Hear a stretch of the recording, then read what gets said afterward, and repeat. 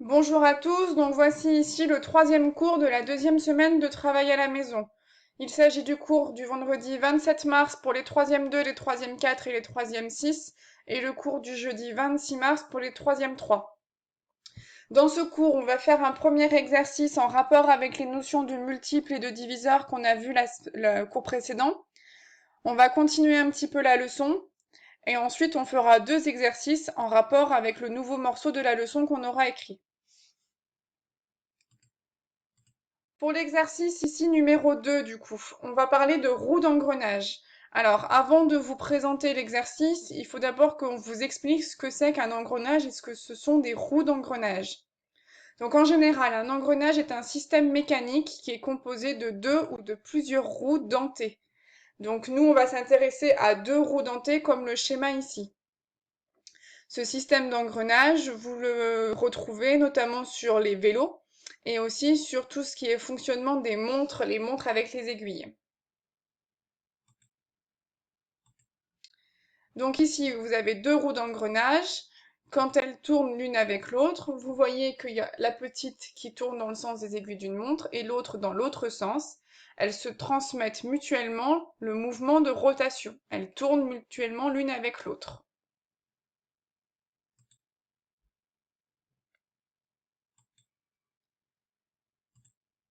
Ici, on regarde les roues, donc toutes les dents sont numérotées. Donc vous voyez que quand la petite tourne, la petite qui a 10 dents a fait un tour complet. Pendant ce temps, la grosse qui a 20 dents n'a fait qu'un demi-tour. Donc ici, quand les dents 10 et 10 sont en contact, il y en a une qui a fini son tour et pas l'autre. Il faut du coup continuer. Et ici, du coup, on se rend compte que quand la petite roue fait 2 tours, la grosse roue n'en a fait qu'une.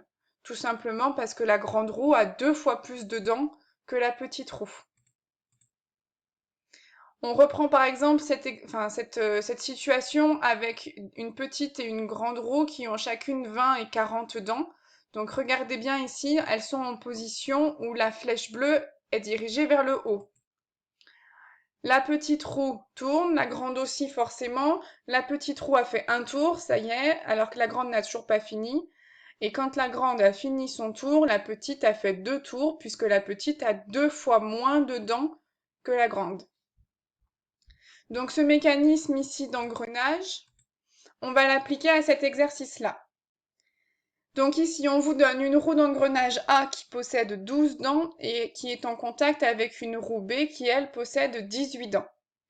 Dans ce problème, on s'intéresse et on veut savoir dans combien de tours chacune des roues sera de nouveau dans la même position. Donc on imagine ici qu'il y a la même flèche bleue que dans l'exemple de la vidéo précédente qui est dirigée verticalement.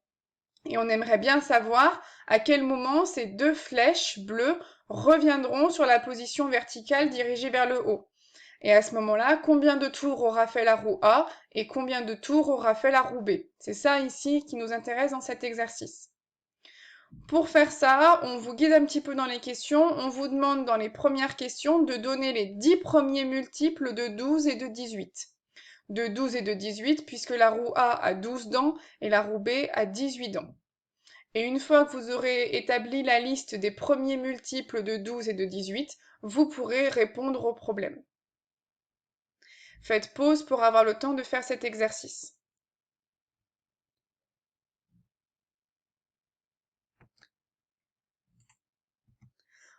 On retourne maintenant côté leçon. Donc vous changez de cahier et vous prenez votre cahier de leçon pour recopier la suite de la leçon.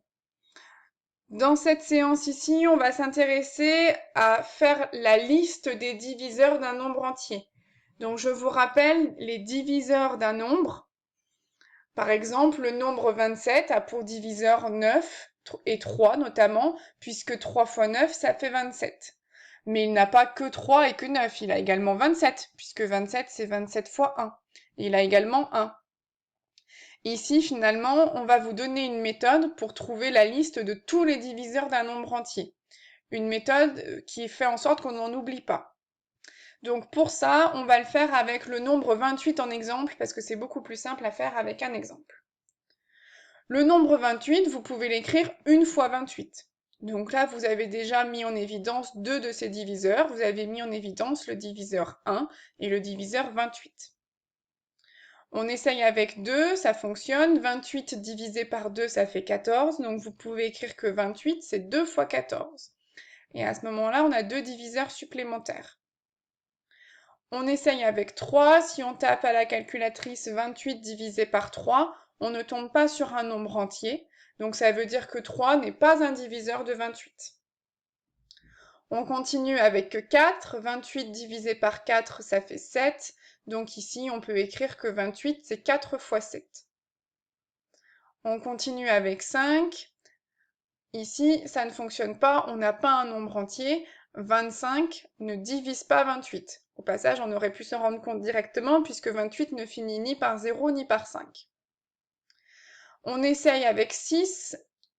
28 divisé par 6, ça ne fait pas un nombre entier non plus, donc ça ne fonctionne pas. On n'essaye pas avec 7, tout simplement parce que 7, on l'a déjà vu, et il est à la ligne où on a écrit 28 égale 4 fois 7. Donc ici, ça y est, on a terminé, on n'a pas besoin de continuer plus que ça. Il va juste nous suffire, du coup, de lire les diviseurs correctement. Alors, pour ça, on va s'intéresser à cette ligne-là, celle-ci et celle-ci. C'est les lignes, du coup, où les diviseurs sont mis en évidence. Et pour les avoir dans l'ordre croissant, les diviseurs, on va lire selon cette flèche ici.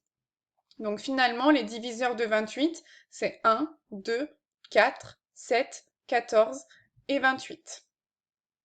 Je vous laisse faire pause pour avoir le temps de le recopier dans le cahier.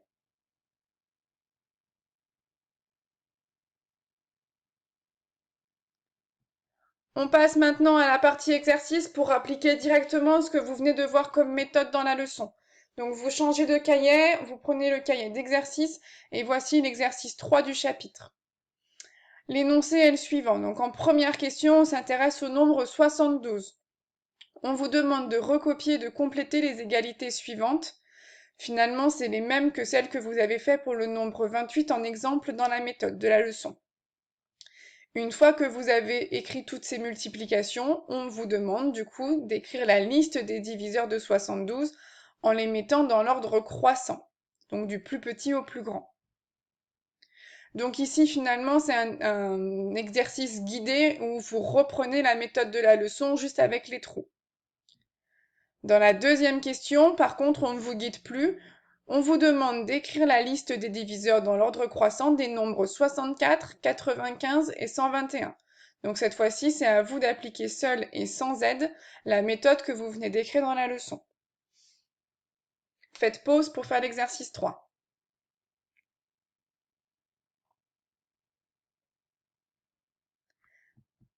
On passe maintenant au dernier exercice de cette séance, l'exercice 4. Vous avez un primeur qui dispose de 24 pommes et de 36 poires.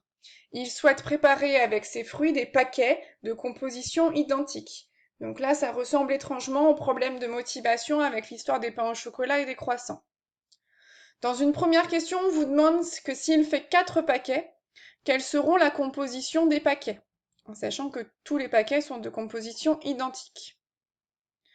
Ensuite, on vous demande d'établir la liste des diviseurs de 24 et de 36.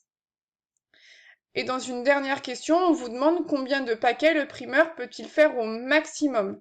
Quelle est la possibilité qui offre le plus de paquets possible?